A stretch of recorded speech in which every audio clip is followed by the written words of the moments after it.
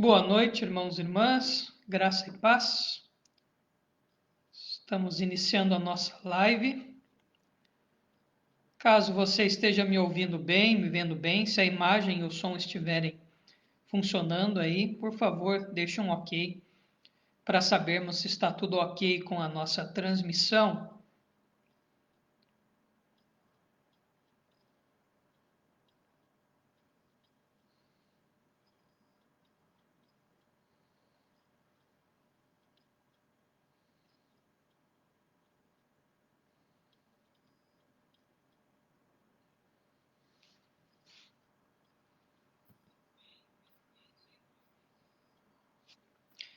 Seja muito bem-vindo à página da Igreja Presbiteriana de Blumenau.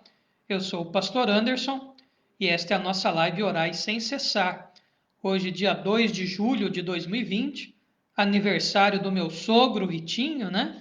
Então, Deus abençoe muito o meu sogro, o Vitinho, lá em Mogi Guaçu, que hoje completa mais um ano de vida. Vamos orar iniciando a nossa transmissão. Pai, obrigado por esta oportunidade de transmitirmos a tua palavra e aprendermos junto a Escritura, ainda que pela internet, devido ao isolamento social. Colocamos diante de ti, ó Pai, a nossa nação e o mundo todo neste tempo difícil, por causa do coronavírus, dos impactos econômicos.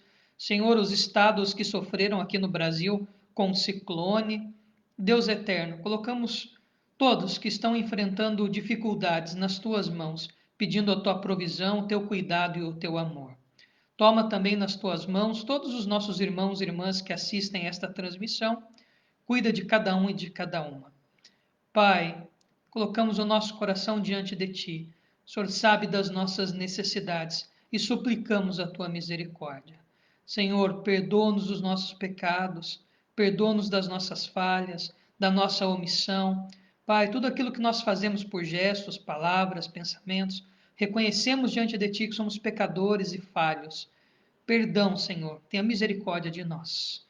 E abençoa-nos na transmissão da tua mensagem, no momento de oração que teremos também aqui. Em nome de Jesus que oramos. Amém. Então, a você que está chegando agora, seja muito bem-vindo, muito bem-vinda à nossa página.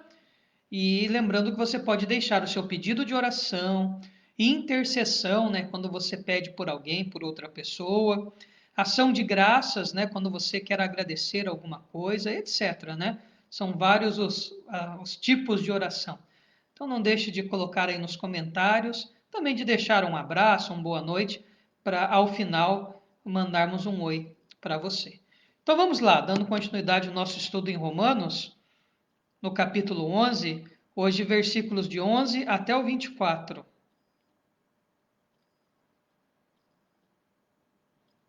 Romanos, capítulo 11, versículos de 11 até 24. Um texto difícil, né? Assim como todo o capítulo 9, 10, o 11, né? São capítulos difíceis, com temas complicados, que exigem de nós uma compreensão para além do texto, né? Pensarmos no Antigo Testamento, nas outras passagens, enfim. Mas vamos lá, vencer mais esses versículos aqui. Romanos 11, de 11 a 24. Eu usarei a nova tradução na linguagem de hoje, que aí o texto já é complicado. Se o português for arcaico, aí piora mais ainda. Mas aí usando a nova tradução na linguagem de hoje, então o passo linguístico a gente já vence, né? Que ela traz uma linguagem mais contemporânea. Então vamos lá, versículo 11. Romanos 11, versículo 11. Agora eu pergunto, quando os judeus tropeçaram, será que eles caíram para nunca mais se levantarem? É claro que não. Mas porque eles pecaram, a salvação veio para os não-judeus, para fazer com que os judeus ficassem com ciúmes deles. Paulo, então, agora dá a sua compreensão da história de salvação. Ele está abordando nesses capítulos, né, acerca da eleição, seja, aquela soberana escolha que Deus faz do seu povo. Ele já derruba aquele muro étnico, né? Aquela barreira de que Deus prefere um povo em detrimento do outro. Não, Deus não leva em consideração essa questão étnica, né? Se é judeu, se é gentil. E agora ele vai tratar um pouco mais dessa ideia, como que esta eleição, essa escolha que Deus faz acerca do seu povo, acontece também dentro do povo de Israel. Tá? Como eu disse, é um texto difícil. Eu li três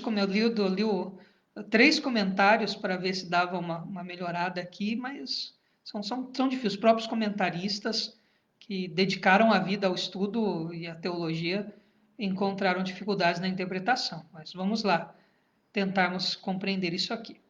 Então, versículo 11. Quando fala que os judeus tropeçaram, Paulo não está falando da questão do indivíduo, mas do grupo. João Calvino, no seu comentário a estes versículos, ele vai abordar bem essa questão. Paulo não está se referindo ao indivíduo, né, à pessoa, a um indivíduo, o eleito ou não eleito. Ele está falando do grupo de judeus e grupo de gentios. Então, ele está falando no coletivo. Então, os judeus que tropeçaram e caíram, tropeçaram, o próprio Paulo vai falar que eles tropeçam na rocha, que é Cristo, né, nos textos anteriores. Ou seja, a ideia que Paulo traz nesse versículo 11 então, o povo judeu, na sua totalidade, ele vai ser condenado? E ele vai dizer absolutamente não. Claro que não. Ou seja, assim como existem os eleitos dos gentios, também há os eleitos do próprio povo de Israel. E aí Paulo agora dá a sua interpretação particular dentro desse plano divino, né? Eu acredito e gosto de ler tanto o Antigo quanto o Novo Testamento a partir de uma linha que chama-se História da Salvação. Eu gosto de ler a Bíblia a partir dessa história da salvação. Que Deus, lá no Antigo Testamento, começa já a contar uma história de salvação desde Gênesis. E o ápice dessa história de salvação, a conclusão dela, né, se dá em Cristo. Né, o ápice da salvação, dessa história de salvação é consumada em Cristo. E daqui para diante nós só aguardamos as bem-aventuranças eternas. Né, sendo o ápice da história de salvação a Cristo, a sua obra, a sua morte e a sua ressurreição. Então, Paulo agora dá a sua própria interpretação sobre essa história da salvação. Então, ele coloca da seguinte maneira, que o fato do povo judeu ter rejeitado o Messias, né, sendo eles o povo anteriormente eleito por Deus, o povo preferido por Deus lá do Antigo Testamento, teve uma função dentro dessa história de salvação. Então, Paulo pega aquilo que é história e transforma em teologia, né? Ele dá agora a sua própria interpretação da coisa.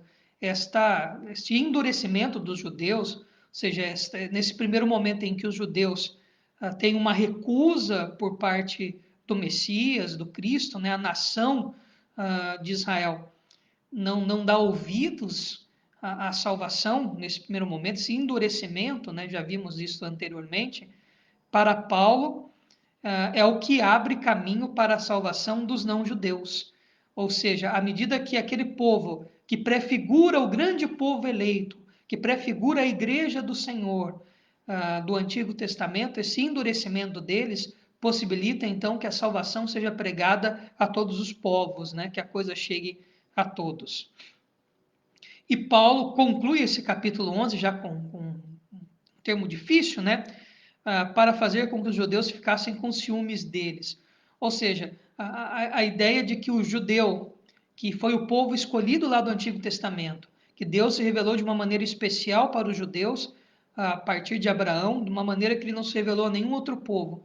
Eles vendo agora os não-judeus desfrutando da comunhão, da bênção, da presença de Yahvé, o Deus de Israel, o Deus de Abraão, de Isaac e Jacó, para eles se sentirem enciumados, ou seja, eles sentirem vontade de ter aquilo que os gentios estão desfrutando. Essa é a ideia de Paulo, tá?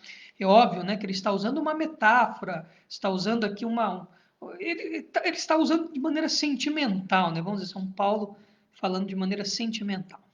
Versículo 12. O pecado dos judeus trouxe grandes bênçãos para o mundo, e a sua pobreza espiritual trouxe ricas bênçãos para os não-judeus. Então, quando se completar o número de judeus que voltarão para Deus, as bênçãos serão muito maiores ainda.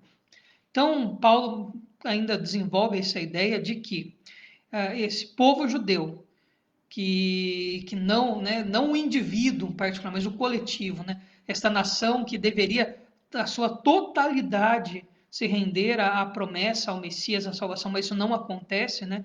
Deus deixa claro que o propósito da eleição é para o remanescente, seja de Israel, seja de todos os povos, né? Mas Paulo coloca dessa ideia, o pecado dele, essa negação do Messias, trouxe bênçãos para os não-judeus. Ou seja, né, à medida que o povo que prefigura o grande povo eleito do Antigo Testamento, o povo de Israel, rejeita esta mensagem, a interpretação de Paulo é que isto possibilita que o evangelho chegue a todas as nações. E ele dá então um quê de esperança no final do versículo 12, dizendo que também há, assim como há eleitos entre os não-judeus, entre os gentios, há também dentro ao povo de Israel, né, que também é eleito. Deus também escolheu judeus para serem salvos. E Paulo fala, e quando este povo judeu, que originalmente, né, lá no princípio, eles que tipificavam a igreja no Antigo Testamento, também desfrutarem disso, olha que bênção, né, será para todo o povo de Deus. É interessante que quando trata-se desse sentido, né, falando dessa ideia de totalidade, né, João Calvino, ao observar esse texto, vai dizer que essa totalidade se refere à igreja, né, que fala que não vai para além, né, dessa questão do povo de Israel, mas é que o grande Israel de Deus é a sua igreja hoje, que aí é composta por judeus, por brasileiros, por gregos, por romanos e etc. Versículo 13. Agora estou falando a vocês que não são judeus. Enquanto eu for o apóstolo dos não-judeus, terei orgulho do meu trabalho. Ou seja, no primeiro momento, então, parece-me que Paulo está dando uma instrução e trazendo uma esperança aos judeus cristãos daquela comunidade. Então, vamos relembrar o contexto histórico que a comunidade de Romanos estava vivendo. E isso vai trazer muita clareza para compreendermos esse texto difícil. Como eu disse, é um texto difícil. Eu achei extremamente difícil o texto, li muitos comentários, mas mesmo assim achei um tema delicado, né? Ainda mais para a gente transmitir pela internet, que o tempo é limitado, as ferramentas são limitadas, nós não estamos presentes, né? Para você já fazer a sua pergunta, eu tentar responder, e com os vários recursos de comentários, etc. Acho que então eu tenho que tentar ser o mais claro possível aqui. O contexto histórico vai nos ajudar a tentar compreender esse texto. Por que Paulo está batendo tanto nessa tecla? A igreja de Roma, nesse período, era composto por dois grupos distintos: judeus cristãos, que foram aqueles que iniciaram a comunidade, e e cristãos gentios, ou seja, cristãos que não eram judeus, de Roma e de outras regiões ali. Os judeus são expulsos de Roma durante um tempo, e os cristãos gentios ficam. E com isso, a comunidade, que tinha uma orientação bastante judaico-cristã, com certeza seguindo aspectos da lei, guarda de calendários, enfim, que tinha todo um quê cultural dos judeus, passa por uma metamorfose. À medida que os judeus estão fora, essa comunidade se transforma. E eles param de aderir a uma série de costumes judaicos, culturais, de guarda de lei, guarda de sábado, de restrição alimentar, etc. Mas esses judeus e judeus cristãos, depois, quando Nero inicia o seu império em Roma, ele autoriza o retorno. Então, os judeus voltam. E quando os judeus cristãos voltam para essa comunidade de Roma, eles encontram uma igreja totalmente diferente da que eles tinham deixado. E com certeza, né, muita coisa mudou. E isso gerou um problema interno, né?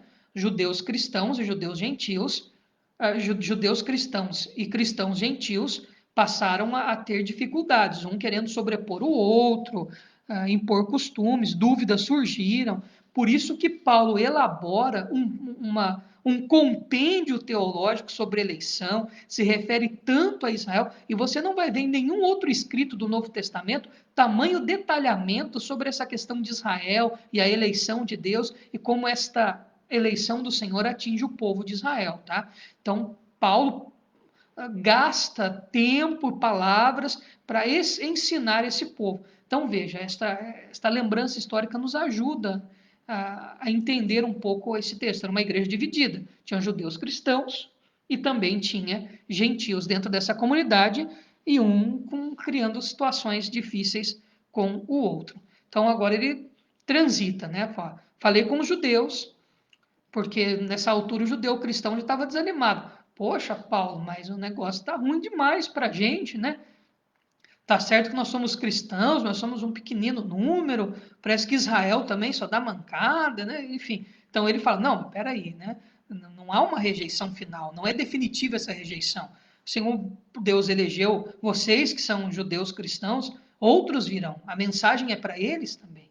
Né? De qualquer maneira, não é motivo de orgulho espiritual nenhum, mas no Antigo Testamento foi esse povo escolhido por Deus. Enfim, então ele dá uma amaciada ali nos judeus e mostra esta importância, a ponto de dar uma interpretação teológica muito peculiar de Paulo, né? É uma teologia estritamente paulina, isto, de que é justamente o fato desta negação por parte dos judeus que possibilitou a salvação aos gentios. Então, veja, ele coloca o povo de Israel numa situação muito importante, né? Aqui. E agora ele faz a transição. O versículo 13, né? Eu vou falar para vocês que não são judeus. Ele se coloca como apóstolo dos gentios, apóstolo dos não-judeus, e diz que tem muito orgulho desse trabalho e que ele quer cumprir esse trabalho. Paulo se sente chamado aquele a pregar o evangelho aos que não são judeus. Mas há uma esperança nele próprio de que esse evangelho, ou que esse ministério que ele exerce, o ministério da palavra, alcance também a sua própria raça. O próprio Paulo era um judeu cristão, apesar de ter essa construção teológica muito diferente, né? A gente vê principalmente em Gálatas como que ele tinha problema com esse pessoal que queria judaizar os gentios, mas o próprio Paulo é judeu. Ele vai dizer, eu sou Paulo, sou da tribo de Benjamim, etc. Então ele mesmo se entristece diante dessa possibilidade que o Israel, que em sua massa deveria aceitar a mensagem do Messias, deveria reconhecer o Cristo como Senhor, etc., mas é o contrário, parece que é um pequenino número ali que, num primeiro momento, que toma partido nisso, enquanto a maioria do povo rejeita, né? Mas o próprio Paulo depois já dá a interpretação. Essa rejeição, que não é definitiva, veja, Paulo não está falando da salvação de todos do povo de Israel, tá? Mas que há esperança para aqueles a quem Deus chama também daquele povo. E ele fala da pretensão do próprio ministério dele ser um instrumento de Deus para alcançar os eleitos do povo de Israel. Versículo 14. Talvez eu possa fazer com os que são da minha própria raça, os judeus, fiquem com ciúmes, desejem ter esta comunhão, esta bênção que os gentios agora desfrutam com Deus, a comunhão com o Senhor, né? Essa presença do Senhor, e assim seja possível salvar alguns deles. Certos de que não é o poder do indivíduo que salva, né? Não sou eu, não é você, não é. Quem salva é a ação do Espírito Santo. Mas Paulo já abordou isso no capítulo 10. O instrumento que Deus usa é a pregação da palavra, né? Então ele fala, mesmo sendo o meu ministério entre os gentios, espero que isso, de alguma maneira, sirva, né, a pretensão pessoal de Paulo, sirva para alcançar também os que são da minha raça. Por quê? Versículo 15. Porque quando os judeus foram rejeitados, o resto do mundo se tornou amigo de Deus. O que acontecerá então quando eles forem aceitos? Os que estiverem mortos receberão a vida. Então, mais uma vez, Paulo dá a entender esta ideia, né, de que o fato do povo judeu não, né, mais uma vez, vou apelar para Calvino, não a ideia do indivíduo, mas do coletivo, né, que está fazendo o contraste entre o coletivo de gentios, o coletivo de judeus, né, o grupo, né, a ideia de coletividade, essa rejeição coletiva dentro do plano divino, dentro do plano de salvação, uma estratégia de Deus usando essa circunstância para que as outras nações forem alcançadas. E o próprio apóstolo traz uma esperança, né? Uma convicção. Olha, imagina então quando esse povo de Deus, que também é povo de Deus, que foi escolhido lá no Antigo Testamento, que desfrutou desta comunhão especial no Antigo Testamento, imagine quando eles forem aceitos, quando Deus os alcançarem, quando Deus os chamarem, e etc. E aí ele vai trazer aqui no finalzinho do versículo 15 uma questão que cabe em duas interpretações. Os que estiverem mortos receberão a vida. Então, ele fala que essa bênção, né, e aqui dá essa ideia, né, de que a salvação atingindo a todos traz da vida, traz da morte para a vida, né, do pecado para a vida, mas também alguns entendem com aquela questão do fim dos tempos, né? Alguns tentam encaixar isso que quando se consumar a quantidade daqueles que devem ser salvos por Deus, quando chegar o número daqueles que Deus escolheu desde antes da fundação do mundo, virá o fim, aí sendo os que estiverem mortos receberão a vida, uma ideia da ressurreição geral. Aí, existem dois grupos que interpretam no mínimo dessa maneira, né? Eu acho que as duas interpretações são cabíveis para esse final. Então, quando Deus reunir todo o seu povo, e o próprio Calvino aqui agora, fazendo a interpretação desse versículo, diz que nós devemos entender aqui os judeus que são aceitos como a igreja do Senhor, numa instância final. Ou seja, a reunião de todos os salvos, de todas as nações. Então, ele traz essa concepção aqui, dizendo que quando houver nessa totalidade daqueles que são salvos, então haverá a ressurreição geral. Mas também cabe, né, os que estiverem mortos receberão a vida, a ideia de que os que passam do pecado para a salvação. Paulo usa depois essa linguagem em outros lugares também, falando daqueles que são salvos passam da morte para a vida, aqueles que Deus se revela de maneira salvadora. Versículo 16. Pois, se o primeiro pão assado depois da colheita é dedicado a Deus, isso quer dizer que todos os outros pães também são dedicados a Ele. E se as raízes de uma árvore são oferecidas a Deus, os galhos também são dele. Então, agora ele vai usar duas metáforas, né? A primeira da ritualística dos pães, né? Os pães que... A primeira parte dos pães, né? Era dada, né? Antes de serem assados, eram levados lá para os sacerdotes para santificar, né? Então ele está dizendo que se a primeira parte do pão, que é dado aos sacerdotes, a parte santa, santifica todo o resto da massa, e depois usa a linguagem da agricultura, se a raiz de uma árvore também faz com que os galhos sejam dele, ele traz essa ideia, né? O primeiro pão, ou a raiz, se refere a Israel. Por que não dizer se refere lá aos patriarcas, a Abraão, ao chamamento de Deus dos patriarcas, né? Então, se em Abraão Deus faria bendita todas as nações, então, interessante, né? Paulo aqui devolve um pouco desta primazia aos judeus. Ele não tira esse privilégio que o povo teve no Antigo Testamento de ser o povo escolhido de Deus. Talvez isso tente amenizar a disputa interna que havia na igreja lá dos romanos, né? Talvez os gentios estavam querendo sobrepor os judeus cristãos. Então Paulo fala, não, os judeus também têm o seu papel, e papel muito importante nesse grande plano de salvação do nosso Deus. Então, tanto a ideia do primeiro pão quanto das raízes aqui se referem a esta escolha que Deus faz do povo de Israel no Antigo Testamento, que prefigura a igreja no Novo Testamento. Então, eles são um tipo do que a igreja o é hoje, né? Do povo escolhido de Deus. Então, essa é a ideia do versículo 16. Israel é o princípio, né, do plano de salvação. Alguns galhos, versículo 17, alguns galhos da oliveira cultivada foram quebrados, e um galho de oliveira brava foi enxertado nela. Pois vocês, os não-judeus, são como aquela oliveira brava, e agora tomam parte na força e na riqueza espiritual dos judeus. Então, olha que interessante, né?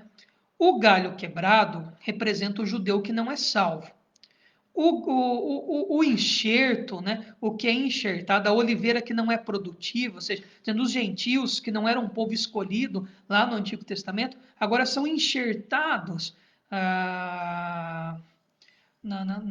naquilo que é produtivo, né? Ou seja, vocês também são o Israel de Deus agora. Vocês são enxertados nesse grande plano de salvação. Então, Paulo usa essa linguagem da agricultura, né, da oliveira, que produz azeitonas, né, uma cultura muito comum em todo o mundo bíblico e extremamente simbólico no Antigo Testamento. Então, o não-judeu, gentil, que era aquela oliveira brava, improdutiva, agora ela é introduzida na oliveira que é produtiva, que é boa, ou seja, o plano de salvação que abrange os judeus, também abrange os não-judeus. Nós somos enxertados, também fazemos parte desse plano divino. Versículo 18. Portanto, vocês não devem desprezar os galhos que foram quebrados. Como é que vocês podem estar orgulhosos? Vocês são somente galhos. Não são vocês que sustentam a raiz, é a raiz que sustenta vocês. Muito provavelmente, quando Paulo fala desta salvação que chega a todo o povo gentil corre o risco de ficar meio envaidecido, né, e se sentir melhor que o povo judeu. Então, se o povo judeu se sentia melhor e Deus quebra essa vaidade deles, Paulo agora é incisivo com os que também não são judeus, falando: olha, vocês não têm direito nenhum de desprezar o povo de Israel. Pelo contrário, né, vocês não têm que tratá-los mal. E outra, nem tem que ter alegria por parte de nenhum ser humano que é cristão na perdição do outro. Tá? Então, se a gente pudesse fazer uma aplicação rápida sobre esse versículo 18, é mais ou menos assim. Então, às vezes a gente vê uma pessoa aí que cometeu um crime, fala: tomara que vá para o inferno. Parece-me que Paulo fala: não, a gente não tem esse direito. Nós não devemos nos alegrar de maneira nenhuma com a condenação de ninguém. Não temos que desejar a condenação de ninguém. Não temos que ter alegria na condenação de ninguém. Essa é a ideia aqui que Paulo nos dá a partir do versículo 18. Sabe, a gente tem um senso meio assim, né? Coisa ruim aconteceu, mas mereceu. E Paulo dá uma quebrada na gente, né? Fala: ó, vocês são apenas galhos que foram enxertados. Não tem que desprezar nenhum dos outros. Versículo 19. Porém vocês dirão: sim, mas os galhos foram quebrados, a fim de darem lugar para nós.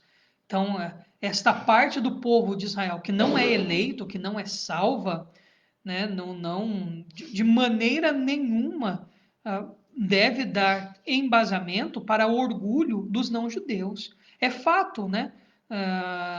Nós somos enxertados e agora fazemos parte do povo de Deus. Mas esse argumento não deve invalidar ou trazer qualquer vaidade a nós. Olha o que o versículo 20 vai dizer acerca do versículo 20, responde o 19, né? Isso é verdade, mas lembrem que eles foram quebrados porque não creram. No entanto, vocês continuam na oliveira porque creem, e não tenham orgulho disso, pelo contrário, tenham medo. Ou seja, nós somos inseridos pela eleição divina, não por mérito. Não há mérito na salvação. Não há mérito nosso na salvação. Nós somos escolhidos deliberadamente por Deus. Deus quis nos salvar. Ele quis. Então a gente não tem que se envaidecer. E muito menos falar: lá o povo de Israel, que era todo o povo de Deus, agora só alguns. Alguns foram quebrados por Deus, alguns não são salvos mais, só. E aí nós fomos inseridos, então nós somos melhores do que eles, porque Deus nos escolheu e Paulo já está desconstruindo justamente isso aí.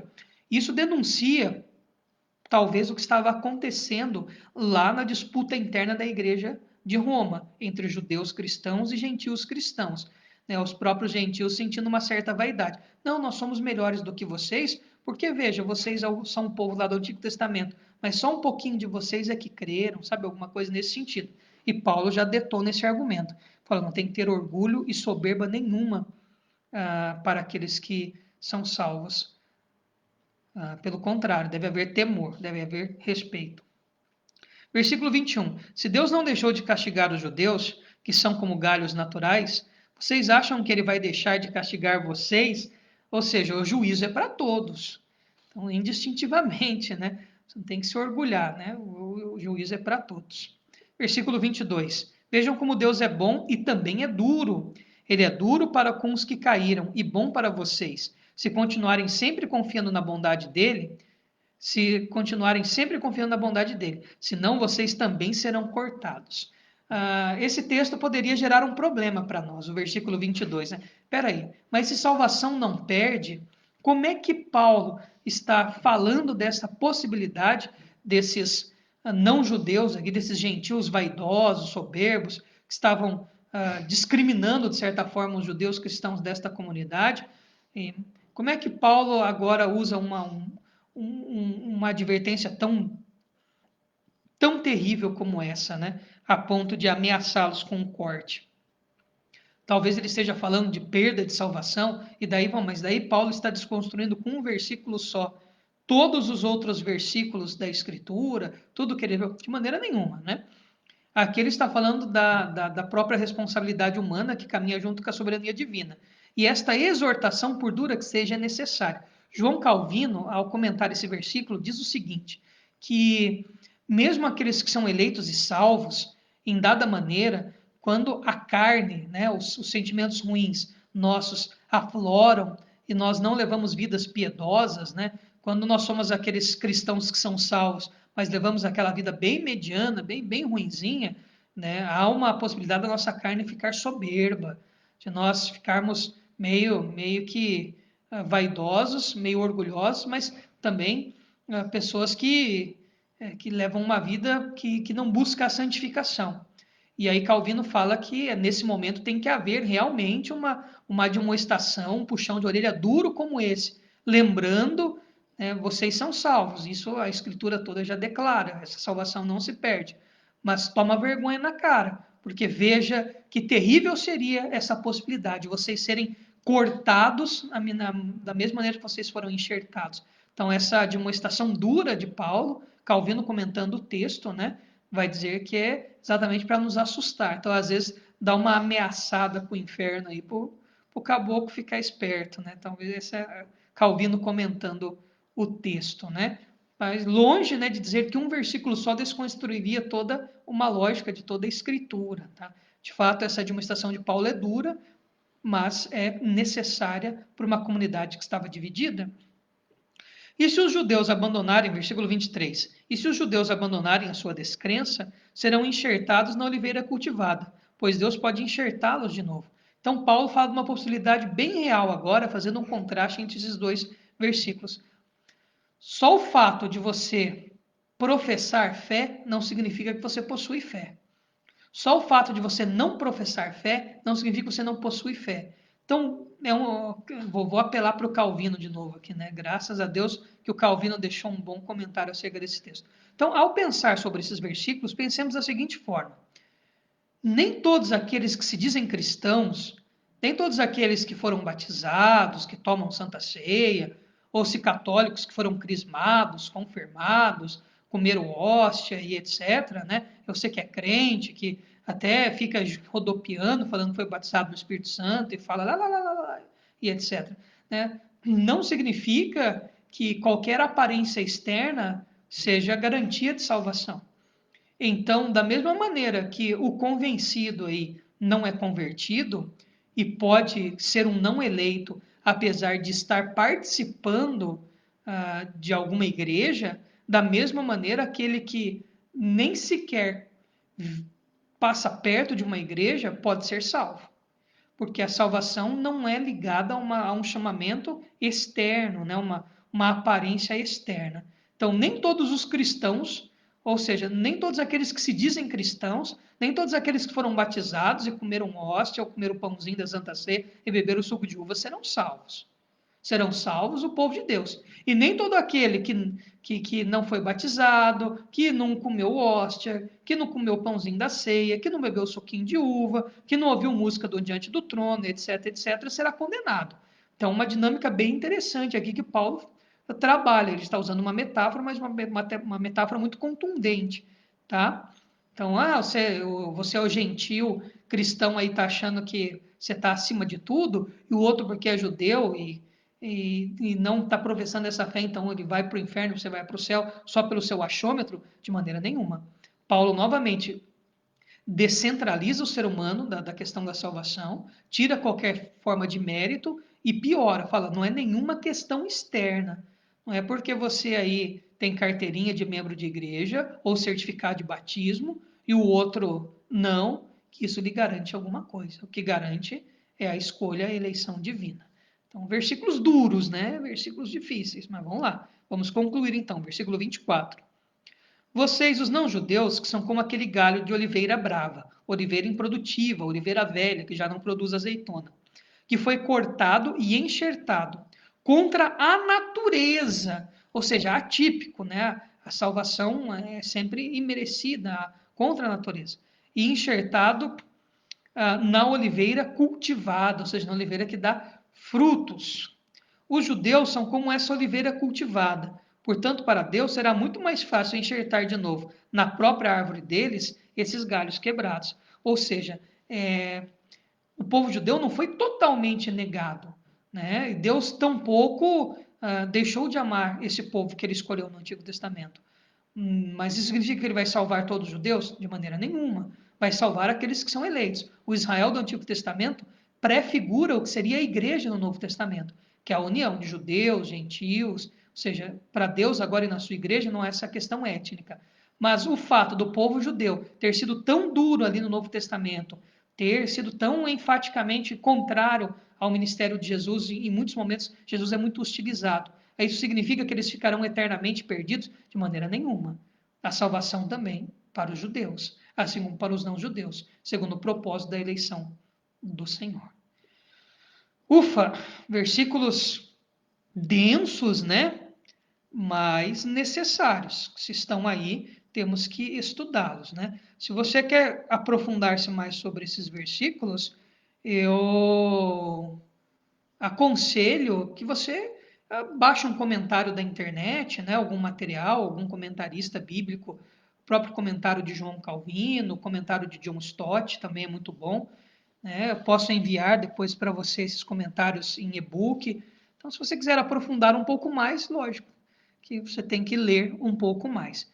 Mas se ficou um pouquinho claro que esses versículos tão duros é para resolver aquela questão interna da Igreja de Roma, onde judeus cristãos com gentios cristãos estavam disputando para eu sou melhor que você, você é melhor do que eu, não, eu que sou melhor, Paulo já quebra os dois no meio. Fala, ninguém é melhor do que ninguém. E também baixa a bola dos gentios, né? Fala, relaxa aí, vocês não são melhores que os judeus e vice-versa. Então vamos lá aos motivos de oração. Se você ainda não fez seu pedido de oração, dá tempo, tá? Você pode deixar aí, que dá tempo da gente ler.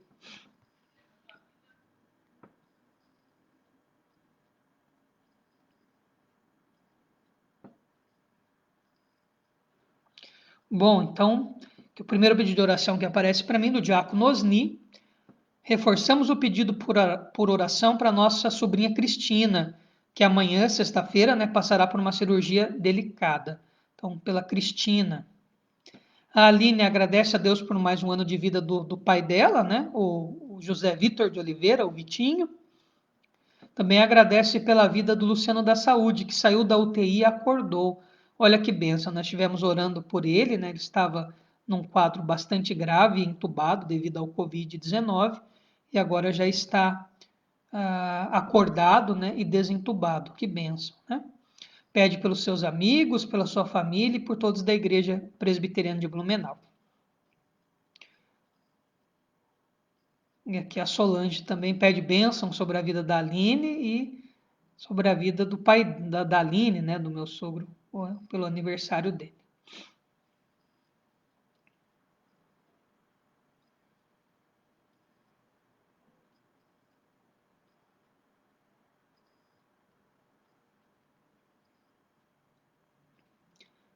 A nossa irmã Edinalva pede oração pelo irmão dela que está com suspeita do Covid.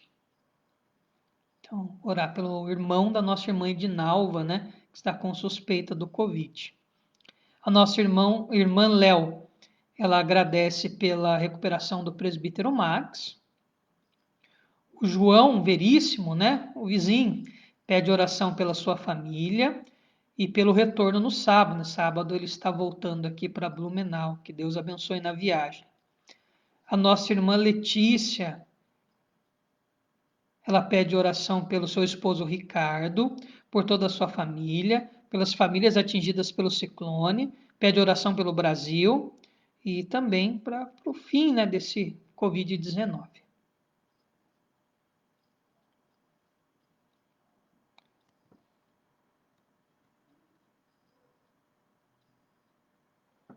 Então, são esses os pedidos que apareceram aqui para mim. Então, vamos orar. Se você não mandou um boa noite, não se esqueça de mandar aí para a gente mandar um abraço para você no final. Oremos.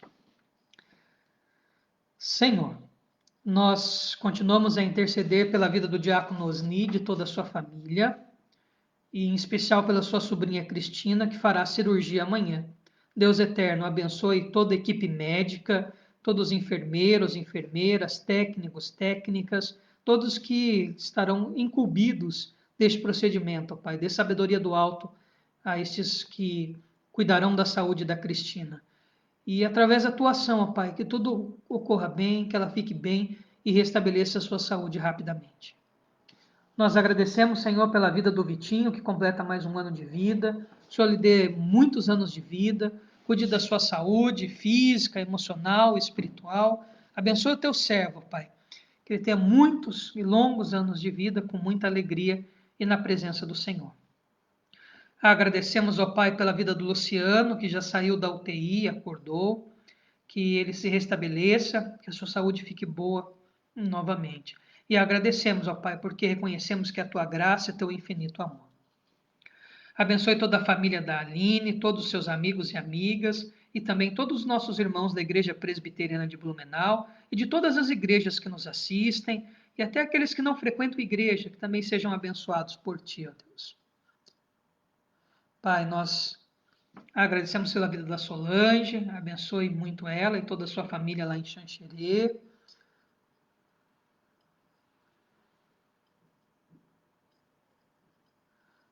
Nós pedimos, ó Pai, pelo irmão da Edinalva, que está com suspeita de Covid.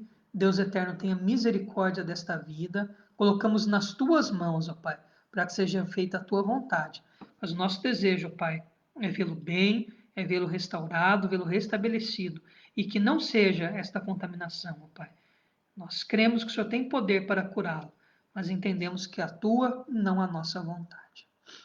Pai, nós te louvamos pela recuperação do presbítero Max, agradecemos ao Senhor pela tua misericórdia exercida na vida dele, que ele já está bem e que se recupere sempre, ó Pai, sempre que tiver qualquer enfermidade, o que seja, Deus, que ele sempre fique bem, por honra e glória do seu nome.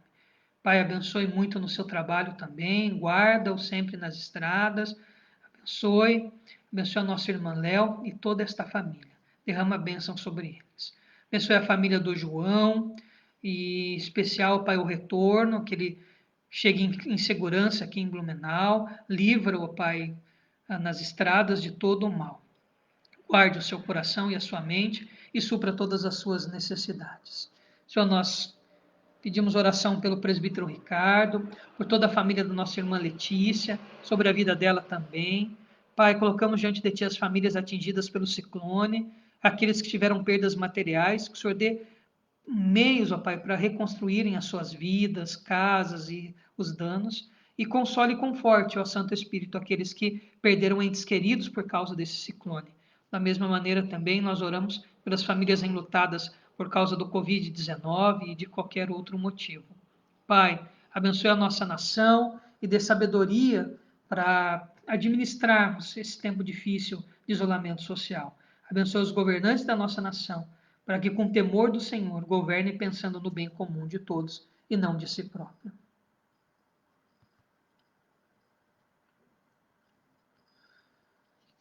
Colocamos diante de Ti todos os demais irmãos e irmãs aqui que estiveram conosco. Que o Senhor supra todas as suas necessidades e os abençoe em nome de Jesus. Amém. Então vamos lá, vamos mandar os abraços.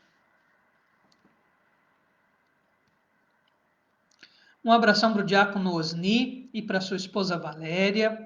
Um abração para a Dulceleia Pereira, nossa irmã de Itapema. Um abração para Solange, que nos assiste lá de Xanxerê.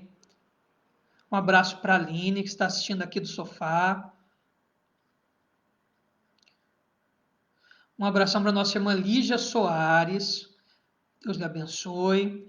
Um abração para nossa irmã Lena, para o presbítero Paulo, para o Mateus.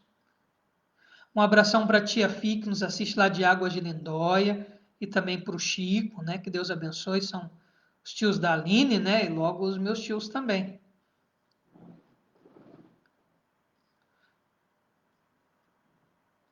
Um abração para a Rosilda e para a Rose Andrade. Que Deus abençoe muito Rosilda, Rose, abençoe toda a família de vocês. Um abração para nossa irmã Claudete Bittencourt, que nos assiste lá de Itapema. Um abração para a Letícia, para o Ricardo, toda a família. Que Deus abençoe muito. Obrigado pela companhia. Deus abençoe a nossa irmã Edinalva. Um abração para ti, Edinalva.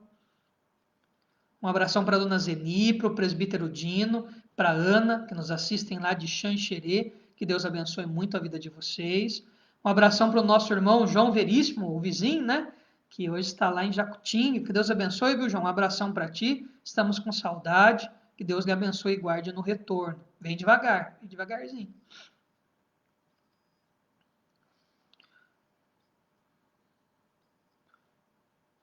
O João Veríssimo cita também Thaís Oliveira. Então, Deus abençoe, Thaís Oliveira. Muito obrigado pela sua companhia. Deus lhe abençoe. Um abração para o Carmelito, para sua esposa Marina, todos os irmãos da segunda igreja aqui de Blumenau, para o pastor Márcio, tá? Deus abençoe muito. São esses, né, os nossos irmãos e irmãs que aparecem. Aparece mais algum para você, Aline? Não. Então vamos nos despedir com a bênção do Senhor. Irmãos e irmãs, que a graça do nosso Senhor e Salvador Jesus Cristo, o amor, a bênção de Deus, o Eterno Pai, a comunhão e a consolação do Santo Espírito esteja com todo o povo de Deus aqui presente, espalhado sobre a face da terra para todos sempre. Amém. Então voltamos amanhã às 19h30 com as canções e às 20 horas com a continuação do estudo bíblico. Boa noite a todos e a todas. Obrigado pela companhia.